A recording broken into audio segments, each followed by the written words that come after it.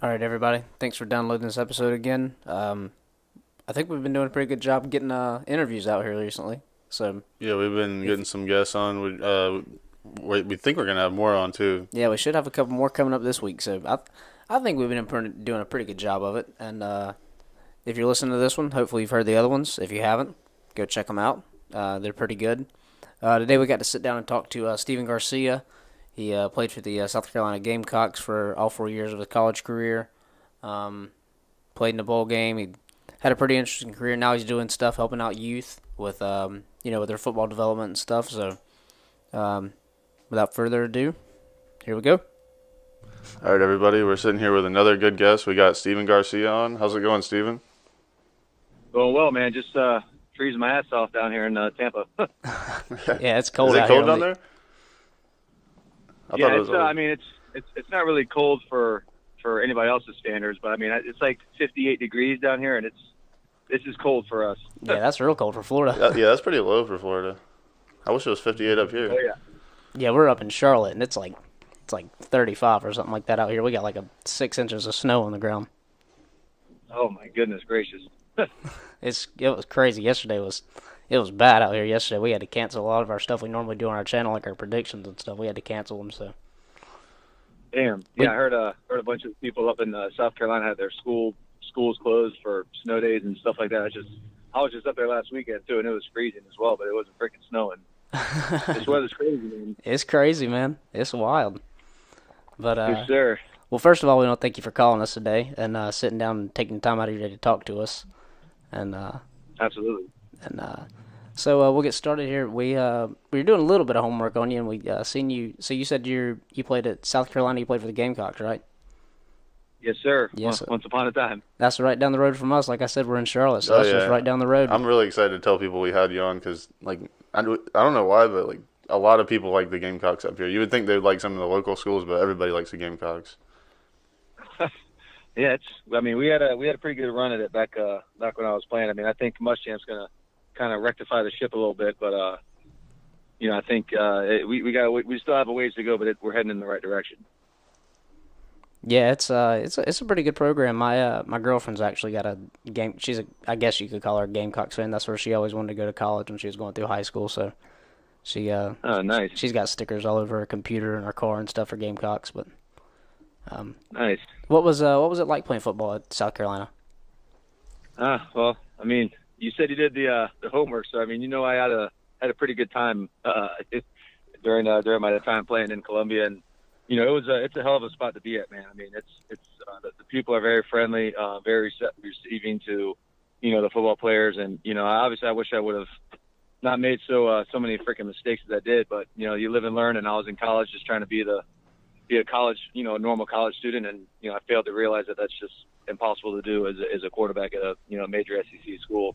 But to answer your question, I mean, I had a freaking blast. It was very fun, and I really miss playing. I miss playing in the SEC, playing in Columbia, playing in front of those fans. I mean, it was definitely the best times of my life. Yeah, I mean, hey, it's college, man. What are you gonna do? You only Yeah, live once, right? You gotta have fun. That's the damn truth, man. Yeah, we're young. We know how it goes. You gotta have fun whenever you. There's a time to have fun. There's a time to be serious, and you gotta have fun when you can. So, I mean, How did they? Exactly. What was the Especially recruit? in this day and age, man. Go ahead. Oh, sorry, I didn't. I was just gonna ask, what was the like recruiting process like whenever you started getting recruited right out of high school or whatever? Yeah, I mean, it actually started my freshman year. It's actually kind of funny. Dan Warner, who's now the quarterbacks coach at South Carolina, he was at Miami during the time, and he came to one of our practices my freshman year. And I was, just a backup back then, but he came to one of our practices to recruit one of our tight ends, and he pulled me out to practice. He's like, "Hey, man, just want to let you know, you have an offer at the University of Miami." And I'm like, "Holy shit!" Like, that's kind of crazy, man. I'm a freaking backup quarterback, and ever since then it just trickled on, and I got more playing time as a freshman, and then I started my sophomore, junior, senior year, and it was just crazy, man. I mean, it's a lot crazier now, in my opinion, than it was back then. With social media and just everybody else, it's just crazy to me. But back then, I mean, I had fans from Oklahoma, from Louisville, from Ole Miss, South Carolina, all these schools. These fans would literally drive down and to Tampa, and kind of like recruit me themselves. Like, yeah, you should be a part of our program and this and that. And I would say that the South Carolina Gamecocks, they definitely had the most fans come down and show the most love, I guess you could say. But nowadays it's just completely different. I mean, I think the rules have changed drastically. It's just kind of crazy, man. I know I'm rambling a little bit, but it's the recruiting process back then and what it is now. It's night and day, in my opinion. Was your high school a pretty big high school? Yeah, I mean, yeah, we had a pretty good run. I think we went to the third round or better in all 4 of my years in high school. Went to the state championship my sophomore year. So we had a pretty good team, and they're still pretty good around Tampa. I think they just got a new coach this past year, so they're in a little bit of a rebuilding stage. But I think they're going to be back to where we were a couple of years or 10 years ago. Nice. Yeah, I was like, man, coming down there to recruit a tight end and get a quarterback in the process, that must be a pretty talented group. Pretty talented group of high school players. Right. Oh yeah, we I think my senior year we had 13 guys go to Division I schools from our team. So I mean, we had a pretty good little team out there. We kind of underperformed. We didn't go to the state championship game. We ended up losing the semifinal, but poo-poo happens. What was some of the other guys? Would we know some of them maybe? I'm sorry? Would we know some of the other guys that you played with? The other 13 guys? A couple of them went to Middle Tennessee State. I had one of my best friends. He went to Air Force and then screwed his back up, so he couldn't play anymore. But I think probably the biggest other recruit that we had on our team was our tight end. He ended up going to University of Florida with Urban Meyer, and Urban Meyer was pretty pissed off that I didn't go with him because they were very heavy on the recruiting trail as well. But yeah, Trent Papillo, he played in the University of Florida. And I think he ended up transferring to USF. He's from Tampa. His dad owns a business down here, and just kind of came down here and stopped playing altogether. So, it is what it is. So what was like the biggest difference from high school to college? Like how was the transition process whenever you got moved in and day-to-day stuff like practice and stuff? What was the big difference like that? Oh man, I mean it's completely different. I mean, in high school you're living with your parents. You have a curfew, you have a bedtime, you eat dinner at a certain time, you have to go to school at a certain time. It's always the same thing. Then you get to college and you're on your own. You live with 3 other guys, 3 other teammates.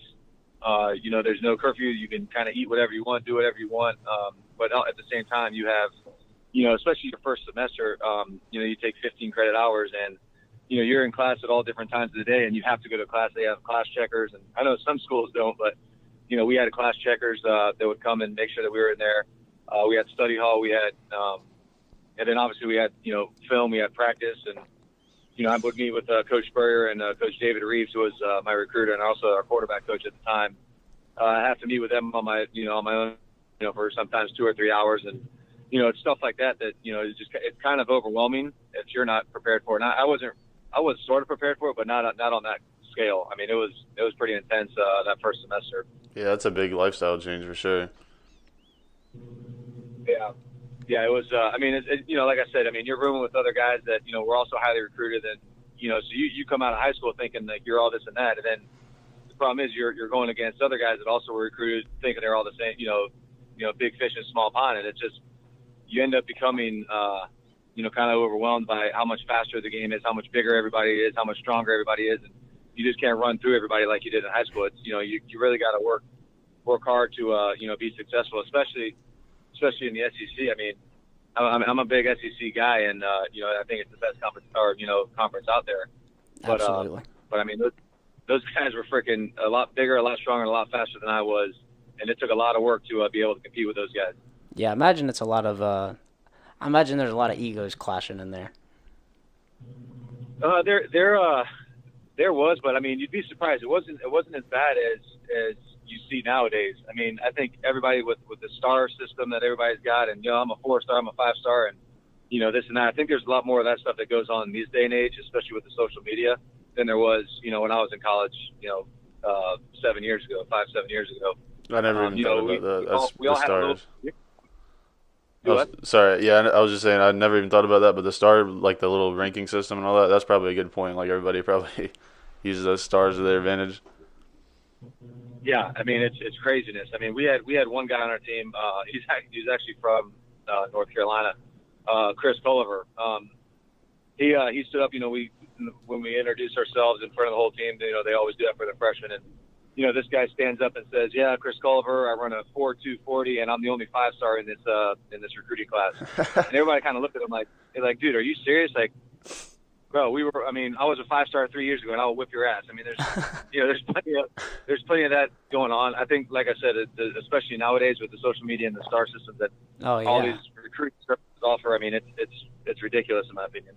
Yeah, I couldn't even imagine how bad it is in 2018. I couldn't. With Twitter and everything too. With Twitter and all that stuff, man. I couldn't even. And there's highlight packages and all that too on the rivals and all that stuff. Yeah, that's the thing, man. There's all these, you know, back then it was, you know, rivals and I think it was like Max Preps. I mean, those were the only two recruiting services that, you know, were out there. And now you got so many of these damn recruiting services that are, I mean, they have these guys that have no idea what a football even looks like that are giving these guys, you know, star rankings, and it's mind blowing. But that's the day and age we live in right now. Yeah, it's in football. So, tell us about. To be honest, I'm gonna be totally honest here. I don't know the two teams you played for. Were those professional teams? Like, were they like the arena? I guess the Arena League. Yeah. So you know, after college, you know, I obviously got my fair share of trouble. But yeah, so after that, I had a few workouts with some NFL teams, and I talked with the Bucks. I'm obviously from Tampa, and you know, talking with the Bucks scouts and you know the offense coordinator and the quarterback coach. He's like, you know, we really like you. We're going to bring you in as a preferred free agent. So I'm like, man, that's freaking awesome. I can't wait to get to work and this and that and everything else. And you know, I ended up talking to my agent, and my agent says, yeah, you know, they were all on board except Coach Giano wanted to go with the kid from Rutgers. So I was like, man, that really was a thorn. Again, that really sucks. And he's like, yeah, but I got good news. The Montreal Alouettes, the CFL team, they took over your negotiation rights. So, you know, if you want to play in Canada, you have to play up there. And I signed a pretty good little contract. You know, I was up there for 2 seasons, and then you know got released after that. And then I went up to or came back down to Tampa, started training guys, and you know I was training guys in outdoors in the Arena League. GM came and talked to me. He's like, hey, you know, we followed your career all the way since high school, and you know, would you be interested in playing Arena League? And I said, you know, why the hell not? Might as well give it another shot. And it was Arena is a very it's a different deal, man. It's a whole lot different than anything I've ever been you know accustomed to. You know, going from the SEC, then going from there to Canada, where the field is almost twice as big, then going to a field which is you know twice as small. So it's a pretty big difference. But I mean, you know, I wouldn't trade it for the world. I mean, I've met a lot of great people, got a lot of lifelong friends out of both of those organizations, and you know, I still keep in contact with all those guys. I've heard the Arena League's like way more fast paced. I've heard it's really hard to adjust to. Oh, it's damn near impossible, man. And you know, the thing is, they made some pretty decent money back in the day. But I mean, we have, you know, so the quarterbacks, we got like $12.50 a game. And these other guys, everybody else on the team would get like $400. So we'd leave practice and, you know, they'd go freaking work at Target or McDonald's or just, you know, supplement their income. And it's like, man, this is not professional football. This is kind of, you know, ridiculous. This is a part-time job. You know, I was one and done with that deal. Yeah, that's like just having a part-time job. I mean, that's not even worth the. I mean, I'm not gonna say it's not worth it, but it's like, man, I got all these talents and I'm putting them on display, and I'm sure y'all are making a ton of money. That's crazy. Yeah. It was. I mean, like I said, it was fun, but it was very hard to adjust to, and you know, it was a very weird deal. So we have actually been looking a lot at your camp. If you want to, you know, talk about that and maybe help spread the word on that, you could probably talk about it a lot better than we can. Yeah, we really wanted to hear about that. Okay, yeah. So I've actually talked with a guy who played at East Carolina, and I think he's from up in Raleigh, and he wants me to come up there and run a camp with him up in North Carolina as well. So I've thought about doing that. You know, we're in talks with that. But yeah, as far as the camps go, I've been doing that since my first off season in Montreal. So I guess that was 2012. been doing camps, been doing the quarterback training, and just trying to get these guys, in all honesty, trying to get these kids get their heads out of their ass, because a lot of these kids are like, yeah, I'm a 3-star recruit, I'm a 4-star guy, and I'm gonna be this, I'm gonna do that. And it's like, you're not gonna do a damn thing if you don't work, and if you don't, you're competing against. You gotta think. I mean, there's millions of freaking kids out there trying to go where you're going, and there's only a little bit that separates you from everybody else, and that's your work ethic. So if you're not working, these kids are gonna freaking. I don't care how talented you are, you're gonna get, you're gonna get overlooked, and it doesn't matter. So that's kind of what I've been. My method in madness is in teaching all these guys, and just try to tell them to be coachable. I was extremely hard-headed with dealing with Coach Spurrier. He wanted everything a certain way, and I did not. I didn't respond very well to it. So that's kind of what I tell them as well. Another message is be coachable. These guys, they're coaching you for a reason. They actually care about you. So I'm really loving what I'm doing, man. It's keeping my ass in shape, and it's working. It's working out pretty well. And what's the name of it again? So I run it's the Garcia Passing Agency is what I'm running now. But as far as the camps up in South Carolina that I'm doing with Perry Orth, we call it the Gyration Station. So we're going to be in Greenville, South Carolina, Columbia, Myrtle Beach, and Charleston. But I think we're going to try to end up going up to North Carolina, and we're also going to do something in Orlando as well as Jacksonville. So we did it the first year was last summer, and it was freaking awesome. It really kind of showed Perry that we can actually make this freaking work out pretty well. So yeah, it's called the Gyration Station, and that's based out of South Carolina right now, but we're going to be going up to North Carolina this offseason. We might have to come by and visit. Had to come by and get some interviews for some future Hall of Famers, hopefully. And absolutely, man. Yeah, I mean, there's definitely some good, talented players up there, and especially the quarterbacks. And these guys, I think they really, heed the advice of working hard. And because I'm telling you that the talent difference in South Carolina and Florida, I hate to say it, but it's a lot different. I mean, these guys, it's football weather all the time down here. And it's football season all the time down here. I mean, up there's basketball, there's baseball in particular, and they just got to work, a lot harder than they think they need to, and that's kind of what why I'm so excited to keep going up there all the time.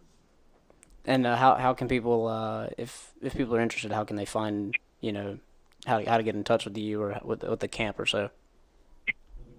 Just follow me on Twitter. It's at Steven Garcia, STEPHEN, Garcia, GARCIA, and that's pretty much it, man. Just follow me, and then you can my messages are open, and they can just ask me whatever they want to ask, and we'll get it coordinated. We're trying to work on getting a website built for the camp itself. I know Perry has his own camp, and it's called QB1athletics.com.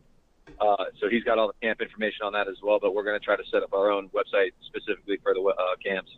Yeah, and so we're following Steven on Twitter too, so if y'all want to head over if you're listening to this, you obviously have a phone or some type of internet, so there's no reason to not head over if you ever need to and follow him and check it all out and, keep up to date on it, because it's pretty cool stuff. I mean, it's cool to see people who have been at the level that you've had, come down and help kids who just might not know exactly what to do.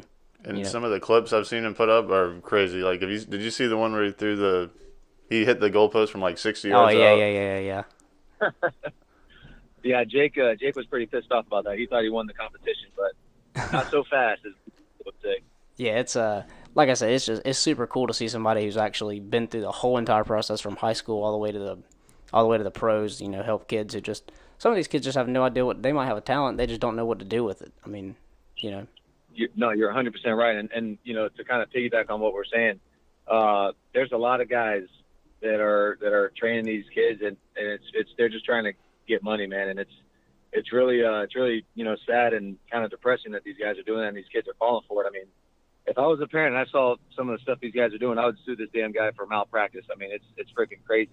Yeah. So that's another thing. You gotta kind of do some research on what these guys have been through, what their credentials are, and there's a lot of guys that are solid at doing it, this quarterback training, but there's even more guys that are just trying to grab money, and there's going to be a day of reckoning, and I'm starting to get on that path, man. 2018, I'm holding nothing back. I'm going straight for the gills with some of these guys. Well, we wish nothing but absolutely the best because you're doing the right thing. So. And who better to listen to than Coach Garcia? Because if they don't listen, put on the highlights from South Carolina, and they'll listen. Because I was watching them the other day, and they'll listen. If they haven't watched the highlights, they need to watch the highlights, and then they'll understand why they're listening. I didn't know you could move like that. I was watching. Have you seen some of them, like where he like breaks all the tackles? Like there's one where he, I think it's about on the 20, and he like breaks about 3 tackles and reaches over and breaks a plane. It was pretty sweet. Looking like Cam Newton out there. Looking like Cam Newton out there breaking the plane. Yeah, just not as big, man. Yeah, it's actually funny. Me and Cam played in an All-Star game out of high school, the Rivals All-American game, and he's an interesting character, man. He's crazy. He's come a long way since high school, man. As far as his presence and his demeanor and his overall talent, I mean, he's come a long way, and I'm happy for him. I'm really happy for him. He's a unique athlete, super unique athlete. Yep, very. But I hated him when he was at Auburn. I'll tell you that. Oh, that's good. You got to. And you used to have some long hair, man. Yeah. I'm actually in the process of growing it back out, man. Yeah, I cut it for. I was advised. I was, training with this guy that was associated with the Buffalo Bills, and he's like, I want to get you in front of Rex Ryan, so you got to cut your hair and shave your beard. And so this was like 2 or 3 years ago, and obviously nothing ever happened. I think this guy moved back down to Oklahoma, and I was like, damn, dude, I cut my hair for nothing. It sucks. Yeah, that's so I'm in the process of growing it back out. It takes a while. Like if you get back far enough on our photos, I used to have it about like how you had it. Yeah, I wouldn't mind doing it again, but it takes a while. Oh, it takes a long while, man. There's definitely that stage where you got to wear hats all the time. Yep. That's super. Did you have it like that all through college and high school? Do what now? Did you have it like that all through college and high school? College and high school. So my freshman year, I had short hair. Then I watched Braveheart and the movie Troy for the first time, and I was like, "That's it. I'm growing my hair out. To hell with it. I'm gonna be a freaking savage out there." And I kept it all the way through. And throughout the whole recruiting process, all these coaches were like, "Yeah, you ever thinking about cutting your hair and kind of trimming your beard a little bit?" I mean, because I'll be honest, I look like an absolute Neanderthal. And Coach Spurrier was really the only guy that was like, Stephen, I don't care if you have a long beard or hair down to your butt. If you can throw the football, if you can read the defense and win games, then I don't care what you look like. Long story short, I graduated early, enrolled in January, and our first practice, he goes, "All right, Stephen, you're gonna cut your hair and shave your beard, right?" I was like, "No, man, you just told me I didn't have to. Like, what are you talking about?" So there's a little bit of rift right off the bat, but like I said, that's what I try to tell these kids is I want to make sure that they understand like that all these little things. You may think that it's not a big deal, but in the coach's eyes and in the eyes of the program, all these little things add up, and it's just so much easier to just cut your hair and shave your beard, and you're done. You don't have to worry about it. You don't have to listen to your coach complain and bitch about it. So I wish I would have done that. Is my main point. Yeah, it could be something as simple as your hair. They could be flipping through, prospects or recruits or whatever. They could be flipping, and they see that long hair, and it could just be that one guy who's like, "I'm not a fan of long hair. I'm changing." And you could be the next. I mean, yep. You could be the next You're big exactly thing. Right. What was it like being with Coach Spurrier? I mean, it was never a dull moment. That's for sure. He in the meeting rooms and everything else, he would kind of crucify you if you messed up. I mean, so we would watch our game film on Monday nights in front, and so we'd have the offense would meet together, then the defense would meet together, and we dreaded those freaking meetings because I mean, every single Monday, no matter if we beat freaking Alabama in 2010 when they were ranked number 1, we knew as soon as we get to a meeting room, someone's going to get their freaking ass chewed out or something, and that's. The thing is, though, it was freaking hilarious. The stuff that comes out of that guy's mouth is freaking hysterical. It's funny when he's not talking about you. When he's talking about you, it's not that funny. And, I found out the hard way on that. That's fun. That's exactly how it is. It's funny, and then they turns the conversation and points at you, and you're like, "Well, hang on a minute now, chill, man." Exactly. I was listening to the other. You did a podcast a couple of days ago, and I think they said you were the last quarterback to. SEC quarterback to beat Alabama. Is that right? Yeah, the last I couldn't believe that either, man. I saw that the last SEC East quarterback to beat freaking Alabama. That was 7 years ago. That's Dang. That's ridiculous. That's beyond ridiculous. I couldn't believe that when I heard that. They're just too much of a freaking. They're just a powerhouse. They need to do something about that. That's ridiculous. For sure. That's crazy. But well, man, we don't want to hold you up too long. We know you're a busy guy, so we don't want to hold you up too long. And like I said, we appreciate you calling and sitting down chatting with us. We really enjoyed it. Everybody check out his football camp, quarterback camp. First quarterback we've had on. Yeah, we've been trying to get a quarterback on like really hard. We were so glad when you said you'd talk to us. So. Nice, man. Well, good. Well, I'm glad you guys had me on here, man. It was fun. All right, man. We appreciate it. Yes, sir. Absolutely. Yeah. All right, everybody. We cut it a little short. All that said is take it easy. That's it, if you're wondering. Yeah. And that was pretty much it. But that was definitely one of probably my favorite. We say this every time, but that was one of my favorite interviews we've done. Yeah, we really do say that every time. We say it when we're done recording. Usually, we usually look at each other and we're like, "Man, that was our favorite one." That one was good. Oh, that one. I'm sure it's just the heat of the moment. Yeah, like we don't want to. We've liked every one of them. So anybody who's ever been on, like, we definitely are glad you're on. But I think it's like whoever was just on, we're super excited about it. Yeah, that's all it is. But yeah, this one was good. We got to hear about the Gamecocks and Coach Spurrier and his football camp. A lot of good stuff. Yeah, a lot of cool. I think the football camp's super cool, though. I think that's like maybe one of the coolest things. I wouldn't mind ever. going and watching it. Yeah, it'd be cool to watch prospects, high school prospects, guys that are trying to get recruited and stuff. But, well, it was definitely a fun talk. We enjoyed it. It was cool to talk and hear from a quarterback's perspective. Kind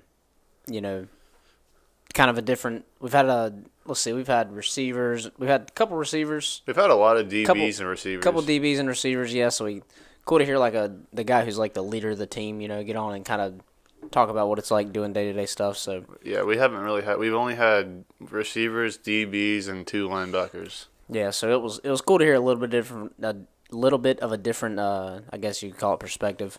So thanks for listening to this episode, guys. We really appreciate all the support and help, helping get the word out. Thanks to Joe Craig and Kevin Brown from last week. Thanks to Steven Garcia this week for helping us out. And Tech Brewer for editing some of our stuff for us. Yeah, Tech's been helping us out with a little bit of the YouTube stuff. We put these podcasts up on YouTube, so if you ever want to go back and listen to them, they're always, if you can't find them on iTunes, they're always on our YouTube channel. You can just head over to YouTube/PM Reviews. All these are available on YouTube. You can listen to them however you want. If you want to listen to them while you're on YouTube, or if you want to somehow get them off YouTube, you do that at your own risk. We don't care if you do the YouTube to MP3. We don't mind. We don't mind. YouTube might mind, but we don't mind. So listen at your own risk if you do that. But thanks for checking it out, guys. We appreciate it. Be sure to listen to the other interviews. Let us know what you think, and we'll see you next time.